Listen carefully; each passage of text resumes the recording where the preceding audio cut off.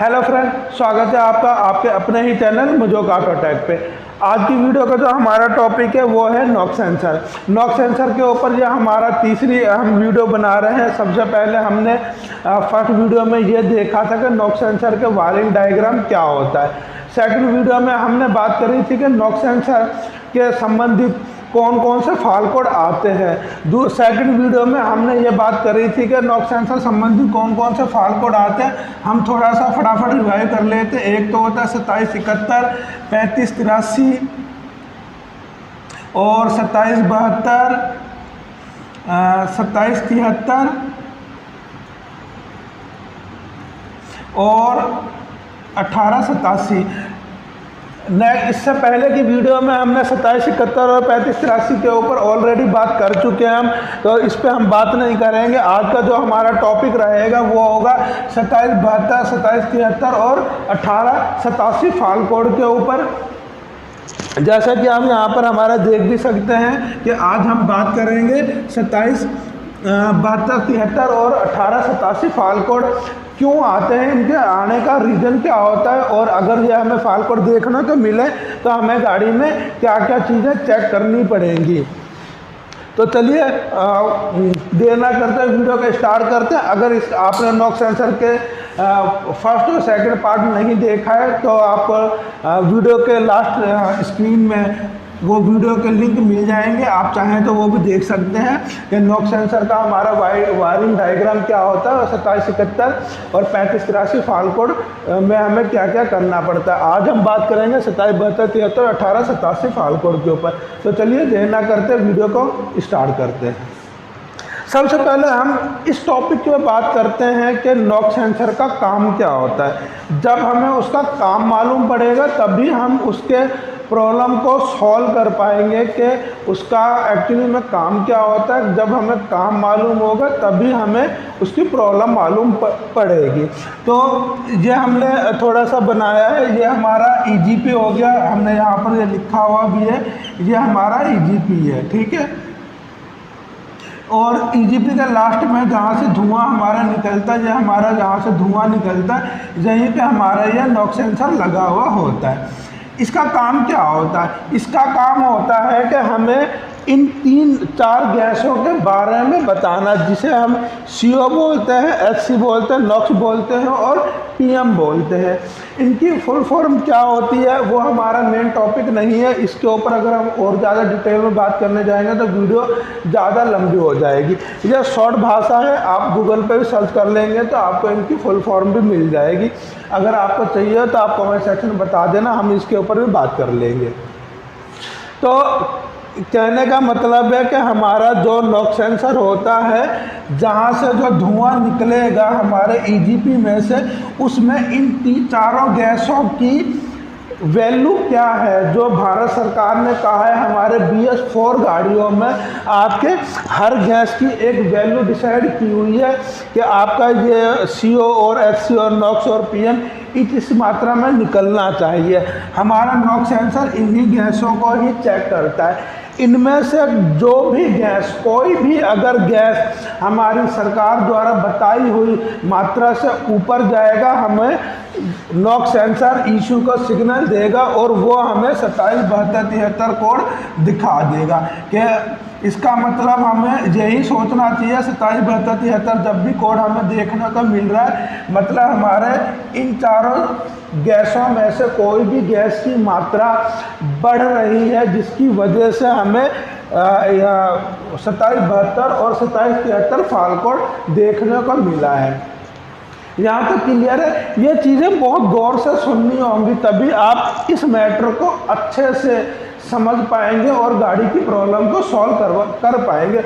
हमारे बहुत से ऐसे व्यूअर्स हैं, हमारे पास कॉल भी करते हैं, 2772, 73 आया, कैलिब्रेशन कर दिया, गाड़ी को रिलीज कर दी, या 2772, 73 आया, नॉक सेंसर बदल दिया, कैलिब्रेशन कर दिया, गाड़ी एक चक्कर लगा के आती है, फिर वही की वही प्रॉब्लम आती है 2772, 73 उन्हें फिर देखने को मिलता है। क्यों?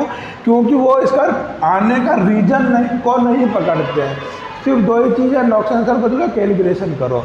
तो हमें ऐसा नहीं करना है, हम पहले इसको फंडा समझते हैं कि नॉक सेंसर काम क्या करता है। तो नॉक सेंसर क्या काम करता है, हमारे इन चारों गैसों की मात्रा की वैल्यू को डिसाइड करता है। और अगर इसमें से कोई भी मात्रा बढ़ेगी तो हमें 2772 कोड फाल्ट कोड देखने को मिलेगा।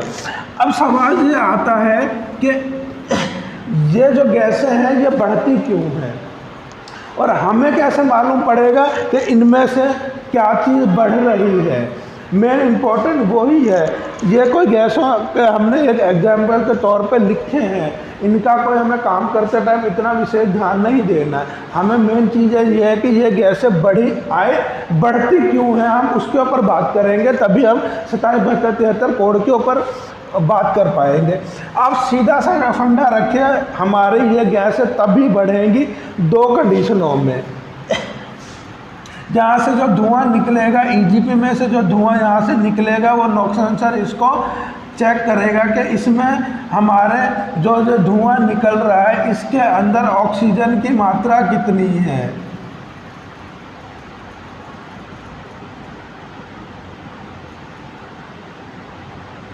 ठीक है। दूसरा वो यहाँ पर देखेगा यहाँ डीजल की मात्रा कितनी है। जब भी जो हमारा धुआं निकल रहा है उसमें या तो हमारी ऑक्सीजन की मात्रा बढ़ेगी या हमारे डीजल की मात्रा बढ़ जाएगी। किस कंडीशन में, जो हमारा धुआं यहाँ से निकल रहा है उसी टाइम हमारा ये इन चारों गैसों में से कोई सी भी एक गैस बढ़ेगी और हमें 2772 फाल्ट कोड देखने को मिलेगा। अब सवाल ये आता है कि जो हमारे ये धुआं निकल रहा है इसमें ऑक्सीजन की या डीजल की मात्रा बढ़ती क्यों है। उसके लिए हमें थोड़ा सा इंजन का जो मैटर है वो थोड़ा सा आपको समझना पड़ेगा कि ये डीजल और ऑक्सीजन की मात्रा बढ़ती क्यों है। उसके लिए हम सबसे पहले चलते हैं, इसका थोड़ा सा फंडामेंट समझ लेते हैं। ये हमारा एयर फिल्टर हो गया, एयर फिल्टर से हमारी एयर छन के आई है, वो टर्बोचार्जर ने हमारा पीछे से एयर उठाई और आगे धक्का दिया। ये हमारे जो होज पाइप वगैरह लगते हैं एल्युमिनियम के, ये हमारा इंटीकूलर हो गया, इंटीकूलर में से हमारे इंजन में आ गए और इंजन में से जलने के बाद में हमारा ईजीपी में आ गया। अब होता क्या है बेसिकली, यहाँ पर हमारा जो हम एक समझने के लिए एक इंजेक्टर बना लेते हैं। ठीक है, ये हम सिर्फ पूरा डायग्राम बनाने जाएंगे, वीडियो बहुत ज़्यादा लंबी हो जाएगी। आप सिर्फ हम एक सिलेंडर की बात कर लेते हैं, आप थोड़ा गौर से इन चीज़ों का समझिएगा। ये हमारा हो गया इंजेक्टर।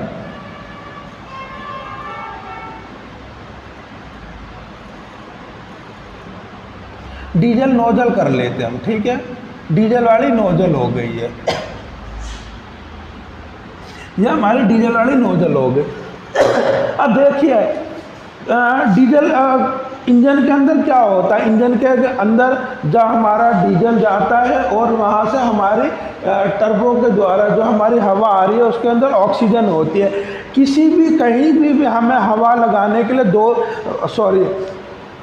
आग जलाने के लिए दो चीज़ों की ज़रूरत पड़ती है। एक होती है हमें ऑक्सीजन की ज़रूरत पड़ती है, दूसरा हमारा ईंधन होता है। ईंधन कोई भी हो सकता है, वो लकड़ी भी हो सकता है, पेट्रोल भी हो सकता है, हमारा कागज़ हो सकता है, या डीजल गैस हो गई, सीएनजी हो गई, कोई भी एनीथिंग ईंधन हमारा वो हो गया। और उसके साथ में ऑक्सीजन भी चाहिए होगी, तभी हमारी कहीं भी आग लगेगी। तो आप सभी जानते ही हैं, उसके ऊपर हम ज़्यादा डिटेल में बात नहीं करेंगे कि हमारे इंजन के अंदर भी हम ऑक्सीजन डालते हैं हवा के द्वारा और डीजल डालते हैं, उसमें विस्फोट करते हैं, जिससे हमारा जो पिस्टन है ऊपर नीचे मूव करने लगता है। अब मैं एक छोटा सा उदाहरण ले लेते हैं। मान लीजिए हमारा जो डीजल है, जहाँ पर डीजल हमारा 10 ग्राम आया, ठीक है, हम शॉर्टकट में डी को 10 ग्राम कर लेते हैं और यहाँ पर डी कर लेते हैं। हमारा इंजेक्टर में से जो डीजल स्प्रे हुआ वो 10 ग्राम हुआ और हमें 10 ग्राम ही डीजल को जलाने के लिए 10 ग्राम ही ऑक्सीजन की ज़रूरत पड़ेगी। ठीक है, 10 ग्राम हमने ऑक्सीजन ले लिया, सी कर लेते हैं। ठीक है, जब हमारा डीजल भी 10 ग्राम होगा और हमारा ऑक्सीजन भी 10 ग्राम होगा तो हमारा इनमें से कोई भी नुक्स नहीं बनेगा। ठीक है। अगर इनमें हमारे ऑक्सीजन में कुछ भी कमती बढ़ती होता है या डीजल में कुछ भी कमती बढ़ती होता है तो वो चीज़ बची यहाँ पर आएगी और हमारे ये जो गैस हैं ये बढ़ेंगी। मैं फिर कह रहा हूँ थोड़ा गौर से सुनना इन चीज़ों को। मैं एक बार फिर रिपीट कर लेता हूँ। हमारा जो ईंधन है वो हमारा डीजल है। अगर हमें डीजल हमारा जो ईंधन है अगर वो 10 ग्राम है, ये मैं एक समझाने के तौर पे ही ग्राम लिया है ताकि हमें चीज़ समझ में आ जाए। अगर हमारा डीजल 10 ग्राम है तो उस 10 ग्राम डीजल को जलाने के लिए हमें 10 ग्राम ही ऑक्सीजन चाहिए होगी। जब हमारी ये दोनों मात्रा बराबर रह जाएंगी, ये ऊपर नीचे मात्रा होती है, हम सिर्फ समझने के लिए ही एक उदाहरण ले रहे हैं। जब हमारी ये दोनों मात्रा सही होगी तो हमारा यहाँ पर ये नॉक्स नहीं बढ़ेगा। बढ़ेगा, मान लीजिए अगर हमारा डीजल 10 ग्राम है और ऑक्सीजन भी 10 ग्राम है तो हमारा जो ये गैसें हैं मान लीजिए ये 1 ग्राम ही बनेगी। ठीक है, ये हमारी जो गैस है वो 1 ग्राम बनेगी। उस 1 ग्राम को हम डोजर का स्प्रे करवा के इन नॉक्स को गैस को कम कर लेंगे और यहाँ पर हमारा ना तो डीजल बचेगा ना ऑक्सीजन बचेगा और हमारा 27, 72, 73 फाल्कोड नहीं आएगा। अब हम दूसरा उदाहरण ले लेते हैं। मान लीजिए हमारा डीजल तो 10 ग्राम आ गया लेकिन हमारी जो ऑक्सीजन है वो 10 ग्राम नहीं आई है, वो हमारी 6 ग्राम आई है। ठीक है, अब डीजल तो हमारा 10 ग्राम आ गया और ऑक्सीजन हमारी आई है 6 ग्राम, तो इसमें जो हमारा जो डीजल होगा वो 4 ग्राम बच जाएगा और 4 ग्राम बचेगा, ये 4 ग्राम हमारा डीजल बच गया है। ठीक है, जैसे यहाँ धुआं यहाँ पर आया इसके अंदर डीजल की मात्रा बची हुई है क्योंकि ऑक्सीजन हमारी कम पड़ गई थी, तो हमारा यहाँ पर आएगा यूरिया स्प्रे करेगा। इसकी भी तो एक कैपेसिटी है ना, यूरिया की एक क्वालिटी होती है जिसे 32.5 बोलते हैं, वो भी किसी हद तक ही हमारे इन गैसों को कम कर सकता है। यानी ये 1 ग्राम कोई कम करेगा तो बाकी की अगर ये 1 ग्राम कम कर देगा तो यहाँ से निकलने के बाद हमारी 3 ग्राम ही जो गैस है वो यहीं पे आएगी और नॉक्स सेंसर उसको तुरंत डिटेक्ट कर लेगा कि जो हमारा ये जो धुआं आ रहा है इसके अंदर हमारे डीजल की मात्रा आ रही है, तो वो हमें 27, 72, 73 फाल्कोड दिखा देगा। वो ये नहीं बताएगा कि इनमें से कौन सी गैस बढ़ रही है या वो हमें ये नहीं बताएगा कि ऑक्सीजन बढ़ रहा है या डीजल बढ़ रहा है। माफ़ करना, थोड़ा मुझे गला ख़राब हो रहा है, हो सकता है मेरी आवाज़ सही नहीं आ रही हो। तो नॉक्स सेंसर हमें इन गैसों के नाम नहीं बताएगा। ये गैसें कब बनेंगी, जब हमारे धुएं में या तो ऑक्सीजन की मात्रा बढ़ रही होगी या डीजल की मात्रा बढ़ेगी। वो तो हमें सिर्फ 27, 72, 73 फाल्कोड दिखा देगा। ये चीज़ें हमें खुद देखनी पड़ेंगी कि ये किस वजह से यहाँ पर आया है। ठीक है, तो ये हमारा उदाहरण हो गया है।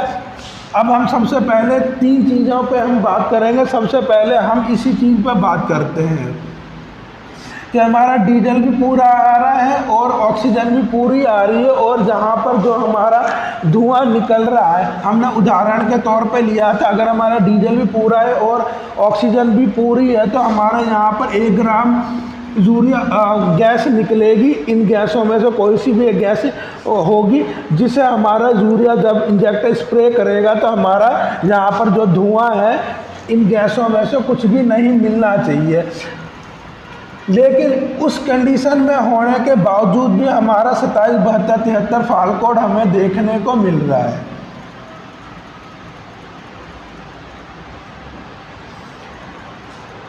ठीक है, अब ये रीज़न क्या है, इस कंडीशन में आप नॉक्स सेंसर भी बदल लीजिए, आपकी गाड़ी की प्रॉब्लम सॉल्व नहीं होगी क्योंकि हमारे यहाँ पर धुआं कम हो ही नहीं रहा है। आप कैलिब्रेशन कर दीजिए, कैलिब्रेशन भी करेंगे तो भी हमारी जो गाड़ी की प्रॉब्लम है वो सॉल्व नहीं होगी। उस कंडीशन में हमें ये देखना पड़ेगा, सबसे इम्पोर्टेंट जो चीज़ें होती है 27, 72, 73 के साथ में हमें और कौन से फाल्कोड देखने को मिल रहे हैं। ठीक है, ये सबसे पहले हमें देखना पड़ेगा। जब भी हमें 27, 72, 73 फाल्कोड देखने को मिलेगा, सबसे पहले हम क्या चीज़ चेक करेंगे। सबसे पहले हम ये देखेंगे कि इस फाल कोड के साथ में SCR का कोई फाल कोड तो नहीं आ रहा है, चाहे वो एक्टिव में चाहे इनएक्टिव में। इनएक्टिव में है तो उसके काउंट चेक करेंगे हम कि उसके काउंट कितने हैं, और अगर वो एक्टिव में है तो हम 27 72 73 फाल कोड को छोड़ देंगे। सबसे पहले हम उस फाल कोड के ऊपर काम करेंगे। अब SCR संबंधित फाल कोड होते क्या हैं, ठीक है, वो हम कैसे पहचान पाएंगे कि आफ्टर ट्रीटमेंट के संबंधित फाल कोड कौन से होते हैं। तो जिस भी फाल कोड के सामने डिस्क्रिप्शन में हमें देखने को मिलता है, जिस भी फाल कोड के सामने हमें आफ्टर ट्रीटमेंट लिखा हुआ मिले,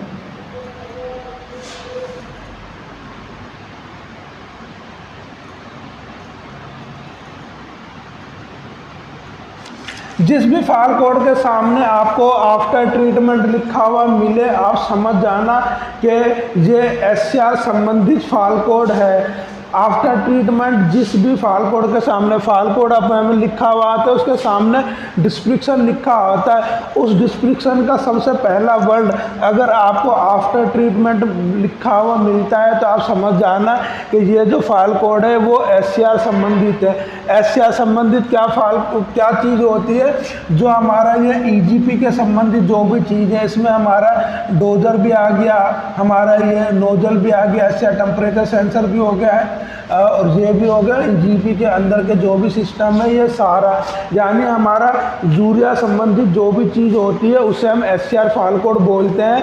उसकी पहचान क्या है, उसके डिस्क्रिप्शन में सबसे पहला वर्ड हमें आफ्टर ट्रीटमेंट लिखा हुआ मिलेगा, समझ जाना हमारा वो SCR संबंधित फाल कोड है। अब होता बेसिकली क्या होता है कि अगर हमारा SCR संबंधित फाल कोड अगर हमें कुछ भी दिखा रहा है तो जाहिर सी बात है, अगर हमें इसके संबंधित कोई भी फाल कोड दिखाता है तो हमारा यहाँ पर यूरिया इंजेक्ट बंद हो जाएगा। जब भी हमें आफ्टर ट्रीटमेंट संबंधित कोई भी फाल कोड देखने को मिलेगा तो हमारा जो यहाँ से जो धुआं आ रहा था 1 ग्राम आ रहा था, हमारा यहाँ पर यूरिया इंजेक्ट ही नहीं हुआ। यूरिया हमारे यहाँ इंजेक्ट नहीं हुआ तो हमारा धुआं कम नहीं हुआ, जो हमारा इंजन में से आ रहा था वो कब वहीं पर निकलेगा। नॉक सेंसर हमें 27 72 73 फाल कोड दिखा देगा। अगर उससे कोई संबंधित फाल कोड नहीं है तो हमारा यूरिया इंजेक्ट होगा और हमारे यहाँ पर नॉक जो भी है गैसें हैं उनमें ख़त्म हो जाएंगी, ना तो हमें यहाँ पर ऑक्सीजन मिलेगी ना हमें डीजल मिलेगा। तो नॉक सेंसर हमें कोई भी ये गैस नहीं बढ़ेगी, हमारा 27 72 73 फाल कोड नहीं आएगा। जहाँ तक क्लियर है। अब बात कर लेते हैं कि अगर हमें 27 72 73 फाल कोड देखने को मिल रहा है और हमारा SCR संबंधित भी कोई भी फाल कोड नहीं है तो क्या चीज़ देखनी पड़ेगी, ठीक है। उसके बाद नेक्स्ट स्टेप में जो चीज़ हम चेक करेंगे, चलिए उस पर बात कर लेते हैं। चलिए आगे बढ़ते हैं। सेकेंड स्टेप में हम चेक करेंगे कि हमारे यूरिया के दोनों जो फिल्टर होते हैं, एक हमारा डोजर के अंदर गोल वाला लगता है, एक हमारा टैंक के अंदर होता है। हम यूरिया के दोनों फिल्टरों को चेक करेंगे कि हमारे वो फिल्टर चौक तो नहीं हो गए। अगर हमारे यूरिया के फिल्टर चौक हो जाएंगे तो हमारा जितना यहाँ पर यूरिया स्प्रे होना चाहिए उतना क्वालिटी में यहाँ पर यूरिया स्प्रे नहीं हो पाएगा, होगा लेकिन कम मात्रा में होगा, जिसकी वजह से हमें हमारे यहाँ पर जो 1 ग्राम पूरा का पूरा हमारी ये गैसें ख़त्म होनी चाहिए थी वो गैसें यहाँ ख़त्म नहीं होंगी, तो भी हमारा 27 72 73 फाल कोड आएगा। तो सेकंड स्टेप पे हम चेक करेंगे हमारे यूरिया के दोनों फिल्टर चौक तो नहीं है, हम उन्हें अच्छी तरीके से चेक कर लेंगे कि चौक हैं या नहीं है। तीसरे स्टेप पे हम चेक करेंगे, अब हम बात करते हैं तीसरे स्टेप पे हमें क्या चीज़ चेक करनी पड़ेगी। चलिए आगे बढ़ते हैं। तीसरे स्टेप पे हम चेक करेंगे कि हमारे जो यूरिया है उसकी क्वालिटी को चेक करेंगे, जो हमारा 32.5% होना चाहिए। हमारा जो यूरिया होता है उसमें 32.5% केमिकल होते हैं वो अलग अलग केमिकल होते हैं, कौन कौन से होते हैं उस पर अभी हम बात नहीं करेंगे क्योंकि हमारा टॉपिक अलग डायरेक्शन में चला जाएगा।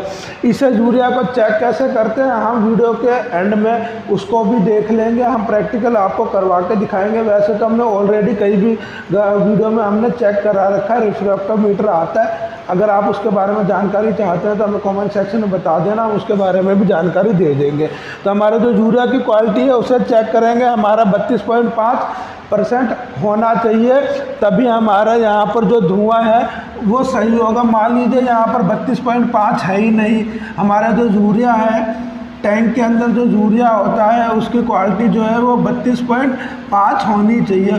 मान लीजिए यहाँ पर हमारी 25 ही बता रहा है, हमने चेक करा और यहाँ पर हमें 25.5 ही बता रहा है या 20.5 बता रहा है, कुछ भी है, यानी 32 से कम आ रही है, तो हमारी जो यहाँ पर 1 ग्राम जो हमारी धुआं आ रहा था वो पूरा ख़त्म नहीं होगा, तो भी हमारा 27, 72, 73 फाल्ट कोड आने लग जाएगा। आप बेशक जितनी बार नॉक सेंसर चेंज कर दीजिए, जितनी बार कैलिब्रेशन कर दीजिए, आपकी गाड़ी की प्रॉब्लम सॉल्व नहीं होगी। हमें मेन यही चीज़ें देखनी है, हमारा ये 27, 72, 73 फाल्ट कोड आने के रीज़न क्या है, जो हम स्टेप बाय स्टेप बात कर रहे हैं कि हमें जब हमारी ये दोनों गैसें प्रॉपर आ रही हैं तो भी हमारा 27, 72, 73 फाल्ट कोड बार बार आ रहा है। तो फर्स्ट स्टेप, सेकंड और थर्ड ये हमने बात कर ली है। अब हम बात करते हैं चौथे नंबर के पॉइंट के ऊपर के, हमें उसके बाद और क्या चीज़ इसमें चेक करनी पड़ेगी 27, 72, 73 फाल्ट कोड आने के ऊपर। आगे बढ़ते हैं, चौथे स्टेप पे हम चेक करेंगे, हम ओवरराइड टेस्ट करवाएंगे। ओवरराइड टेस्ट करवाते टाइम हम 2 चीज़ों का खास ध्यान रखेंगे। एक, जब हम ओवरराइड टेस्ट करवाएंगे जिसे हम डोजिंग करवाना भी बोलते हैं, उसमें हम ये चीज़ देखेंगे कि हमारा 6 मिनट का ये टेस्ट होता है, उसमें हमारा 85 से 100 ml हमारा यूरिया आना चाहिए।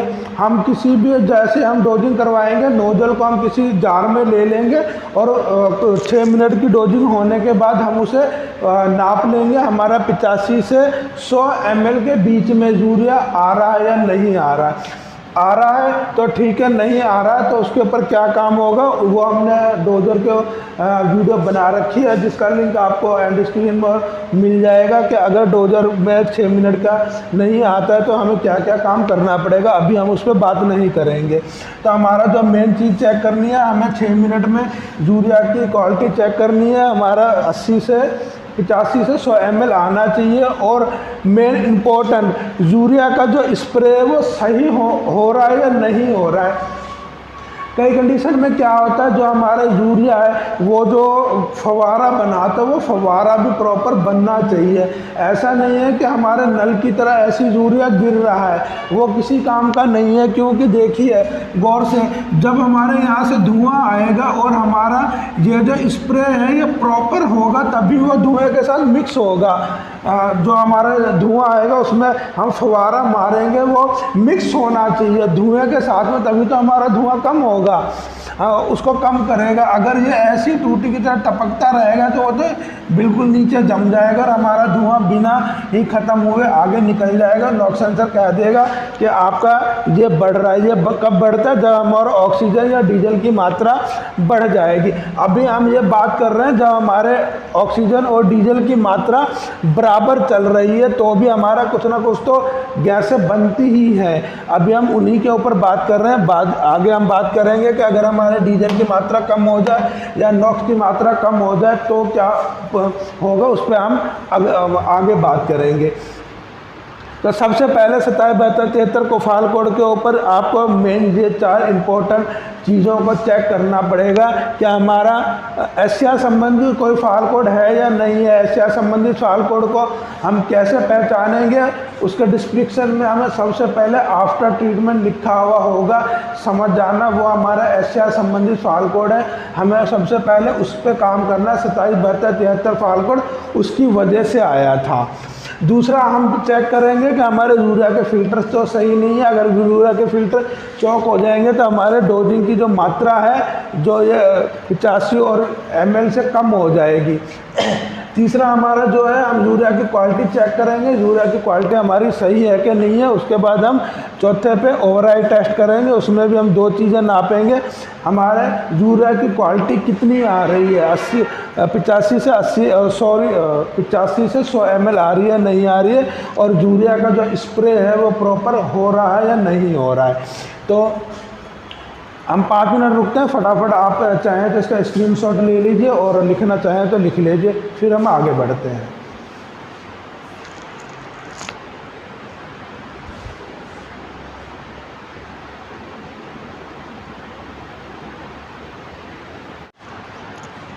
तो फ्रेंड, आज की वीडियो के लिए बस इतना ही। आज हमने ये देखा है कि अगर हमें 27, 72, 73 फाल कोड देखने को मिल रहे हैं तो हमें फर्स्ट स्टेप में ये चारों फाल कोड देखने को, ये चीज़ें हमें चेक करनी है। अगर हमें यहाँ पर प्रॉब्लम सॉल्व नहीं होती है तो हम नेक्स्ट लेवल पे दो चीज़ें हमें और चीज़ चेक करनी पड़ेंगी। हमारे 27, 72, 73 फाल कोड आने के लिए उसमें क्या होगा, या तो हमारा डीजल पूरा नहीं जल रहा है, या हमारा ऑक्सीजन बच रहा है, या तो हमारा डीजल बच रहा है जो नॉक सेंसर के पास जा रहा है, या हमारा ऑक्सीजन बच रहा है जो हमारा नॉक सेंसर के पास पहुंच रहा है, जिसकी वजह से नॉक सेंसर ने देखा ऑक्सीजन और डीजल बच रहा है तो उन्होंने हमारी ये गैसें बढ़ेंगी और वो हमें फाल कोड 27, 72, 73 फाल कोड दिखा देगा।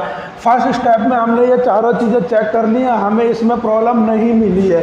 तो आगे हमें क्या क्या चीज़ें चेक करनी पड़ेंगी उसके ऊपर हम नेक्स्ट वीडियो में बात करेंगे। आज की वीडियो के लिए बस इतना ही। उम्मीद करता हूँ आज की वीडियो आपको पसंद आएगी। अगर वीडियो पसंद आए तो वीडियो को लाइक कीजिए, शेयर कीजिए। अगर आप चैनल पर नए तो चैनल को सब्सक्राइब जरूर कर दीजिए, क्योंकि हम इसी प्रकार की वीडियो बनाते रहते हैं। मिलते हैं नेक्स्ट वीडियो में किसी और टॉपिक के ऊपर। तब तक खुश रहिए और हमेशा कुछ ना कुछ नया सीखते रहिए।